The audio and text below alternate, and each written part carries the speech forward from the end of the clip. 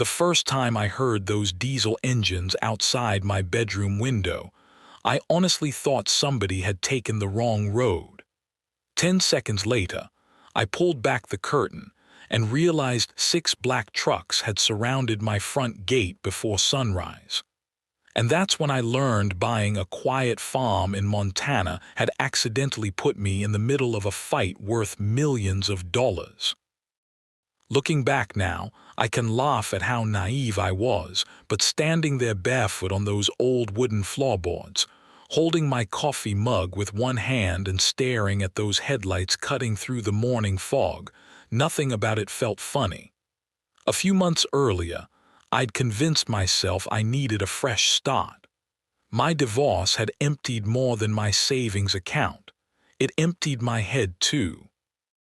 I spent almost 20 years managing municipal construction projects around Billings, living by deadlines, budgets, angry contractors, and city politics. Somewhere along the way, I forgot what quiet sounded like. So when I found an old foreclosure about 40 miles outside Cedar Ridge, I bought it almost on instinct. The place wasn't much to look at. Half the fencing leaned like it had given up years ago, the barn roof sagged in the middle, and every window rattled whenever the wind crossed the valley. But it had something I hadn't felt in years: peace, or at least that's what I thought I was buying. The realtor actually joked during closing. "You know what's nice about this place?" I shrugged. "No HOA," I laughed. "That's probably the best sales pitch you've given me all day." She laughed too. Funny how that turned out. 43 days after moving in, I woke up to those engines. Not tractors, not ranchers, not neighbors, 6 identical black pickups. The kind that weren't bought to haul hay. The kind bought to intimidate people. I slipped on my boots, grabbed the folder with my deed out of habit, and stepped onto the porch.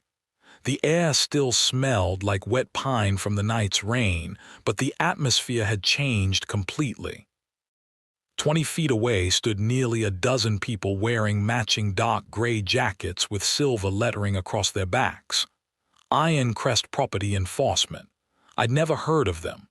Then she stepped out of the center truck.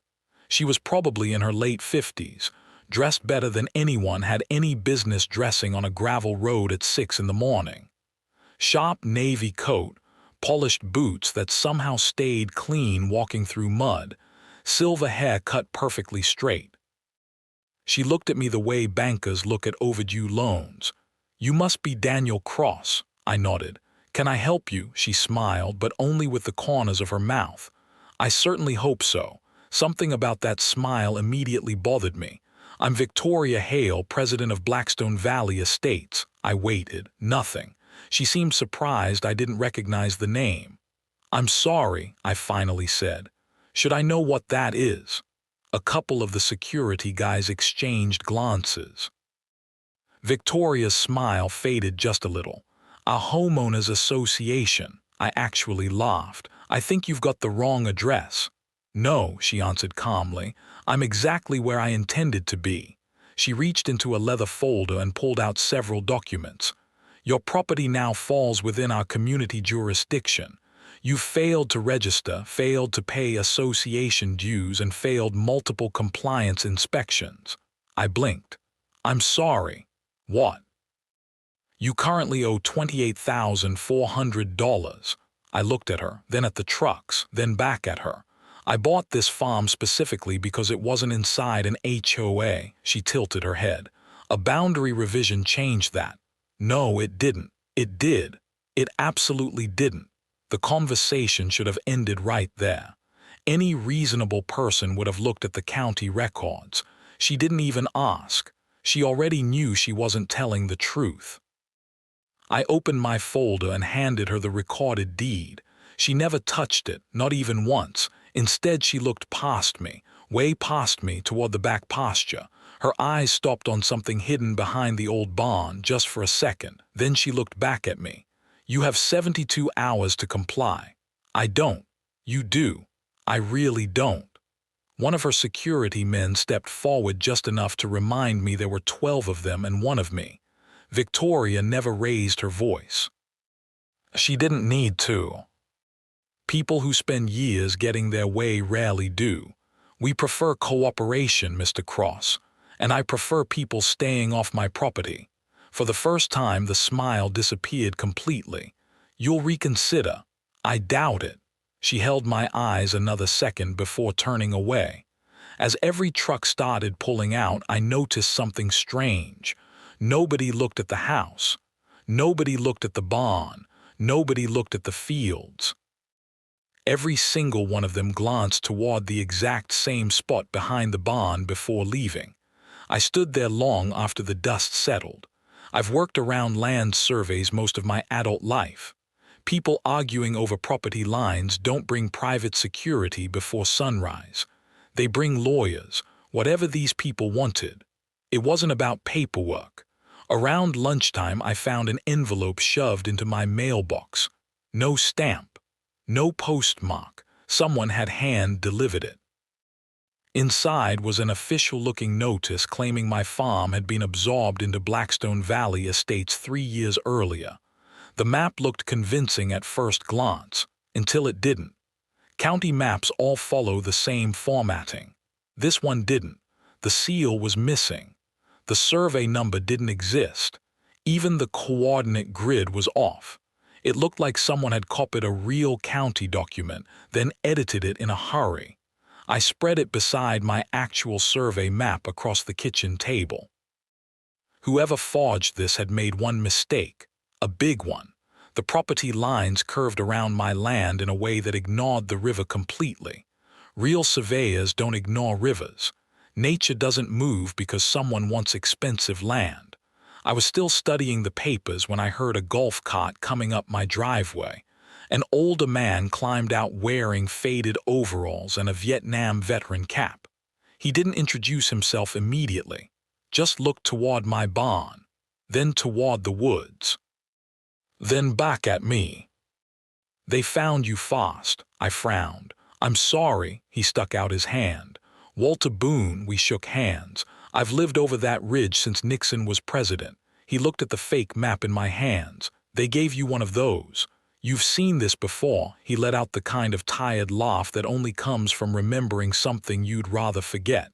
"I've seen a dozen." That got my attention. He walked over to the porch and leaned against the railing. "Listen carefully, son. Blackstone doesn't chase land they don't need. What do they need?" He looked toward the back of my property. For several long seconds he didn't answer. When he finally did, his voice had dropped almost to a whisper. "They're not interested in your farm." He pointed toward the tree line behind the barn. "They're interested in what's been sitting back there for almost 100 years. I turned around automatically. There wasn't much to see.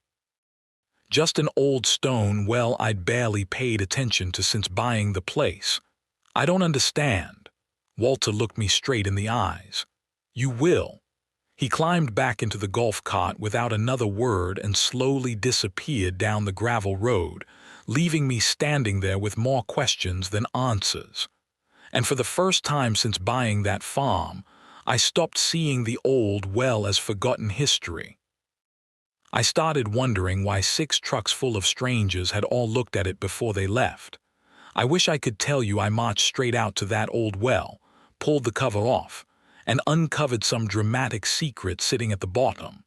That would have made for a better story. The truth is, I did what most regular people would do when something suddenly stopped making sense. I tried convincing myself Walter was just another old rancher with too much time and too many stories. Still, his words kept bouncing around my head all afternoon. "They're not interested in your farm.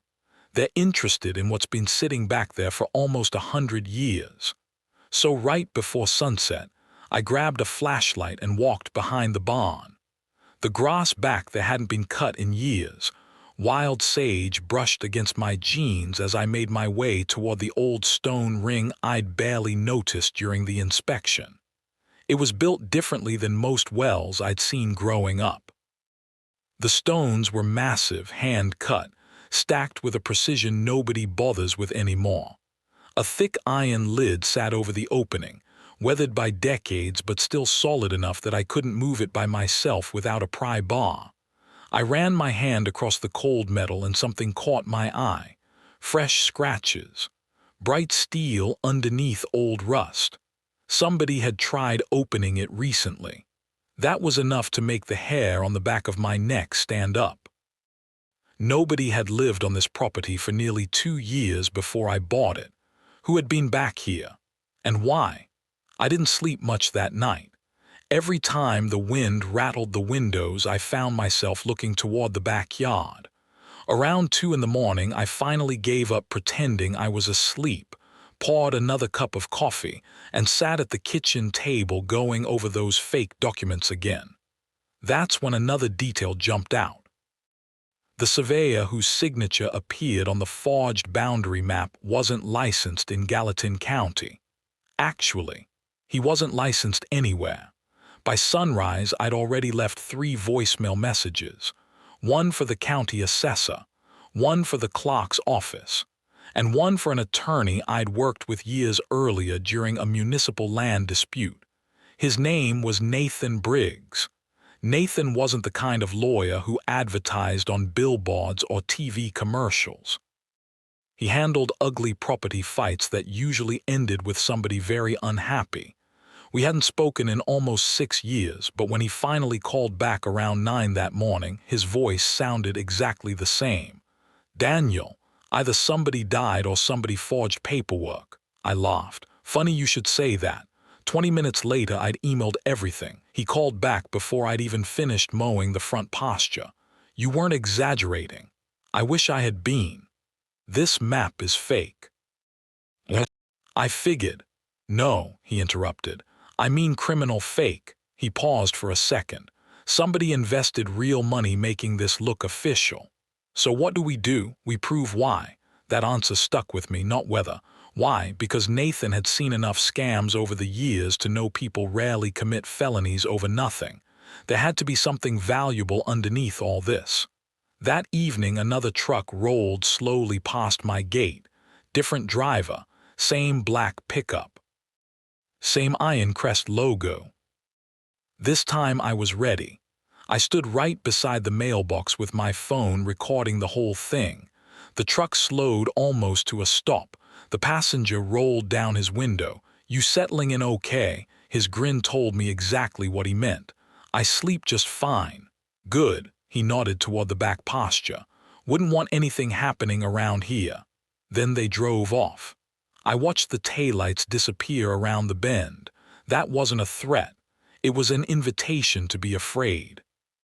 Unfortunately for them, I've never responded very well to bullies. The following afternoon, the county clerk called. "There has never been a boundary adjustment involving your parcel." I figured. She hesitated. But what? "There have been 4 applications." I sat up straighter. 4 over the last 16 years. "Who filed them? I'm not supposed to say." She stopped talking, then quietly added, "If I were you, I'd request every filing through public records." Before I could thank her, she hung up. Nathan called again an hour later. "I think I found your answer." "What is it?" "Do you know anything about groundwater rights?" I laughed. "I know water comes out of faucets." "I'm serious." "So am I," he sighed. "I've been digging through geological surveys. And there was a state-funded exploration project back in the 80s. I waited. "Your property appears to sit directly above one of the largest undeveloped aquifers in western Montana." Everything suddenly became very quiet. So if someone controlled your land, they control the water. And water," Nathan said softly, "is worth a hell of a lot more than cattle these days." I walked outside after hanging up. The old well sat exactly where it always had. Nothing about it looked valuable. No gold, no oil rigs, no machinery, just weathered stone. Funny how the most valuable things usually don't advertise themselves. I had barely made it halfway across the yard when motion caught the corner of my eye. Someone was standing just inside the tree line, watching me. The figure disappeared before I could make out a face. I ran toward the woods. Nothing. No voices, no footsteps, just broken branches leading back toward the county road. That night I installed 4 motion cameras. One covered the front gate, one overlooked the driveway, 2 pointed directly toward the old well. If somebody wanted to visit my property again, I'd know. 3 nights later I got exactly what I wanted, or maybe exactly what I didn't. At 2:17 in the morning my phone vibrated so hard it nearly rolled off the nightstand. Motion detected, back posture. I was halfway into my boots before the second alert came through. Another camera, then another. I opened the live feed. 2 men dressed in dark clothing had already cut through my rear fence. Neither one looked nervous. They moved with the confidence of people who had done this before. One carried a hard equipment case. The other wheeled something that looked like a portable survey cart. I watched them kneel beside the well. One unlocked the case. Inside was equipment I recognized immediately from construction work. Ground-penetrating sensors, professional grade, not something weekend trespassers buy online. I hit record on every camera. Then I grabbed my truck keys. By the time I reached the backyard, they had already removed part of the iron cover. One of them lowered a probe into the darkness below. A digital screen lit up blue. Numbers began scrolling. They weren't stealing, they were measuring. "Hey," my voice echoed across the pasture. Both men jerked around. One shouted, "Go." They abandoned half their equipment and sprinted toward the woods. I chased them farther than I probably should have, close enough to see reflective patches on their jackets. Iron crest, exactly what I expected, not close enough to catch them. When I walked back to the well, one piece of equipment still lay in the grass. Apparently panic makes even professionals careless. I picked it up. It was heavier than it looked. The label on the side read Hydrological Pressure Monitoring Unit. Definitely not HOA business. The next morning Nathan drove out himself. He watched every second of the camera footage without saying a word. When it finished, he replayed it. Then replayed it again. Finally, he leaned back in the kitchen chair. "They're getting desperate." "Why?" "Because they're collecting engineering data." "What does that mean?" "It means somebody already has development plans." I frowned. "For what?" Nathan folded his hands. "Think bigger than a subdivision." He looked toward the backyard. "Cities don't survive without water." I felt my stomach tighten. "So this isn't really about an HOA." "It never was." He stood and walked over to the window. "Daniel, I don't think Victoria Hale is running this operation." "What do you mean?" "I think she's just the face people are supposed to see." "And who's behind her?" Nathan looked out toward the old well for several seconds before answering. "I don't know yet." He turned back toward me. "But whoever it is, they've spent almost 20 years trying to get your property." I wish that had been the most unsettling thing I heard that day. It wasn't. Around 4 that afternoon, Walter Boone came back. Only this time he wasn't smiling. He carried an old metal box tucked under one arm. "I figured you'd need these." Inside were yellowed newspaper clippings, old survey maps, property records, photos. One photograph stopped me cold. It showed my farm in 1998. Standing beside that same stone well was another family. A husband, a wife, 2 little girls. Walter pointed at the man. His name was Samuel Whittaker. "What happened to him?" Walter looked away. "He refused to sell." A long silence settled between us, and, Walter finally answered, "He lost everything anyway." I stared at the photograph. For reasons I couldn't explain, I couldn't stop looking at those 2 little girls smiling beside that old well. Walter quietly closed the lid of the metal box. "Daniel." His voice sounded heavier than I'd ever heard before. "You're not the first person they've tried to break." He looked toward my driveway just as another black pickup slowed near the entrance before continuing down the road without stopping. "But if they realize you know what they really want after." He didn't finish the sentence. He didn't have to, because at that exact moment my phone buzzed again. This time it wasn't a motion alert. It was a notification from my bank. Account restricted, pending legal review. And standing there in my own front yard, with that message glowing on my screen while another black truck disappeared into the distance, I realized the people coming after my farm had just stopped pretending this was a disagreement. They were beginning a siege, and somehow I had the feeling the worst part hadn't even started yet. By the time my bank account was frozen, I wasn't even angry anymore. Anger burns hot, but it burns out. What I felt was colder than that. It was the kind of calm that settles in when you finally understand the rules of the game you're playing. These people weren't trying to convince me they were right. They were trying to make surviving so expensive that I'd eventually give up, sell the farm, and walk away thinking it had been my own decision. That's the thing about pressure. Most folks think it comes all at once. It doesn't. It arrives one inconvenience at a time, until one morning you realize your whole life has been boxed in from every direction. My insurance company called the next day to tell me they were reviewing my policy because of an active property dispute. A feed supplier canceled my monthly delivery. Even the internet company somehow claimed there was now an easement issue affecting service upgrades. One problem could have been bad luck. 10 of them, all in the same week, was a campaign. Nathan only had one piece of advice every time I called. Document everything. They win when people get emotional. We win when people keep records.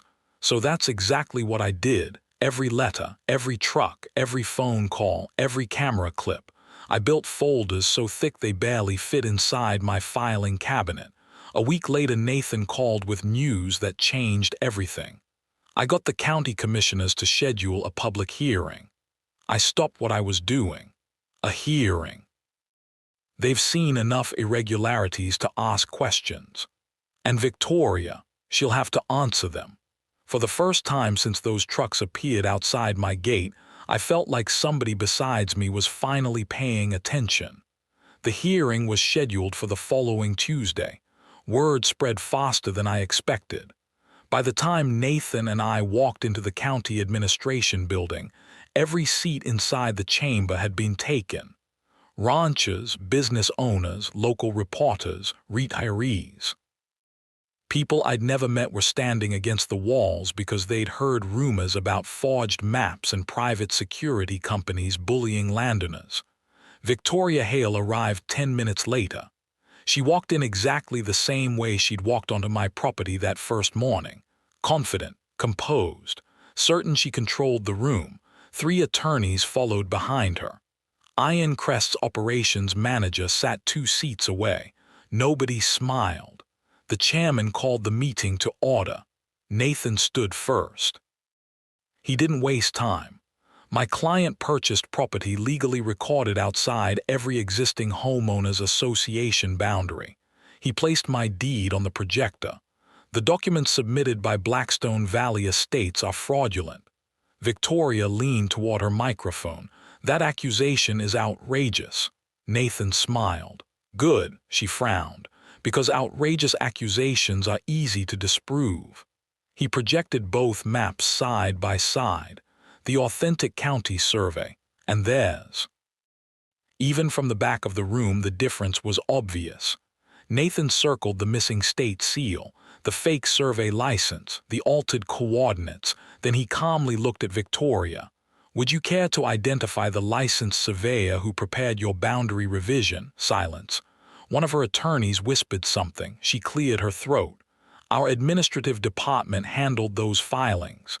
Nathan nodded slowly. So, no licensed surveyor. Another silence. The room had begun shifting. People weren't whispering anymore, they were staring. Then Nathan played the footage from my backyard, every camera angle, every timestamp, every clear shot of Iron Crest employees cutting my fence and lowering professional testing equipment into my well. Nobody spoke while the video played.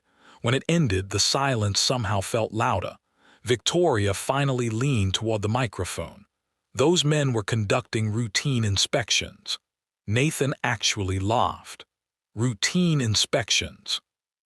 He picked up the abandoned equipment we'd turned over to investigators. This is a hydrological pressure monitor. He held it up for everyone to see. Unless homeowners associations suddenly started measuring underground aquifers at 2:30 in the morning, I'd love to hear that explanation.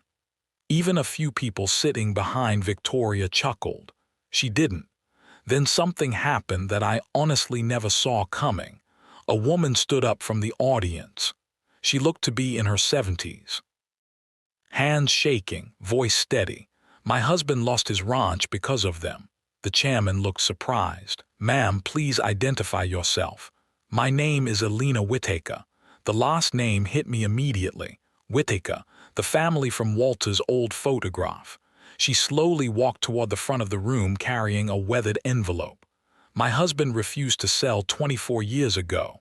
She opened the envelope and removed several faded letters. We received notices just like Mr. Cross. Another envelope. Then liens, another. Then lawsuits. She looked directly at Victoria. When none of that worked, someone poisoned our cattle. The room erupted. Victoria immediately objected. There's no evidence connecting us to. There doesn't have to be, Alina interrupted. You've been following the same script for decades. Walter Boone stood next. Then another rancher. Then another. Different stories. Same pattern, pressure, threats, forged paperwork, forced sales. Nathan leaned toward me and whispered, "They're finished." But they weren't, not yet, because halfway through the hearing the rear doors opened.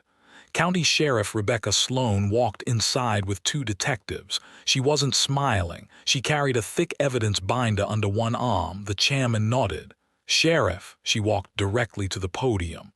"My office executed search warrants yesterday afternoon." Victoria's face changed. Not dramatically, just enough. Enough to tell me she hadn't expected this. Sheriff Sloan continued.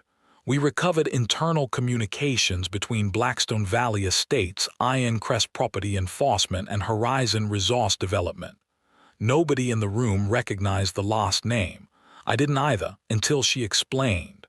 Horizon Resource Development has spent 18 years attempting to secure regional groundwater rights for future municipal expansion. Everything clicked. The HOA, the security company. The fake maps. They were never the destination, they were the cover. Victoria wasn't building neighborhoods, she was acquiring water. The sheriff opened the binder.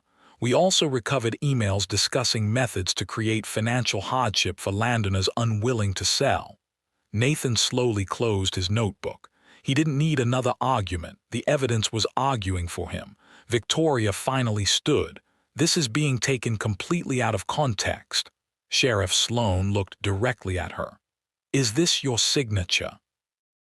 She held up one email. Victoria hesitated. "Yes."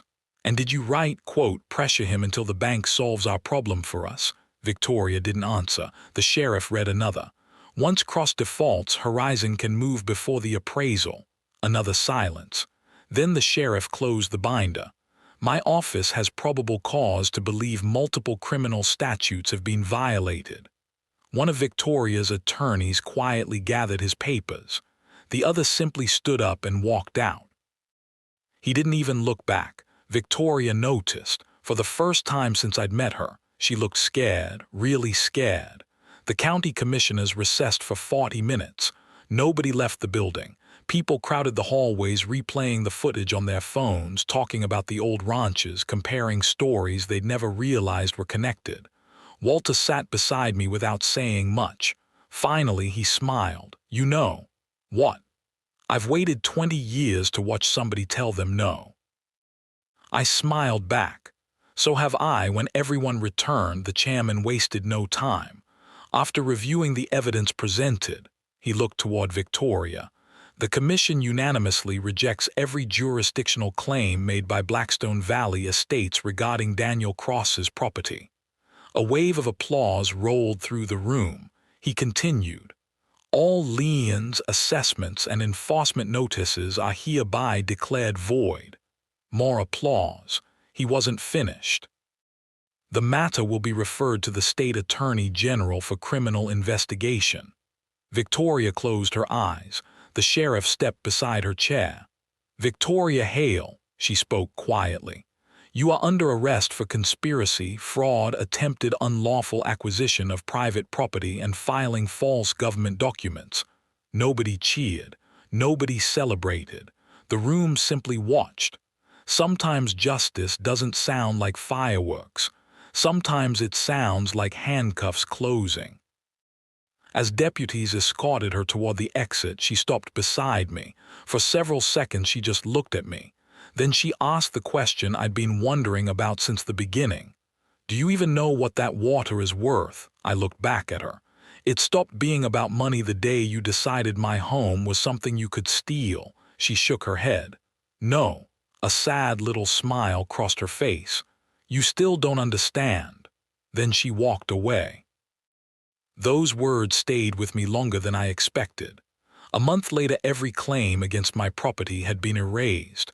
My bank account was restored. My insurance came back. The trucks never returned. Life slowly became quiet again, real quiet. The kind I'd been searching for when I bought that broken old farm. Sometimes I sit on the back porch in the evenings with a cup of coffee and look toward that old stone well. I still haven't opened it.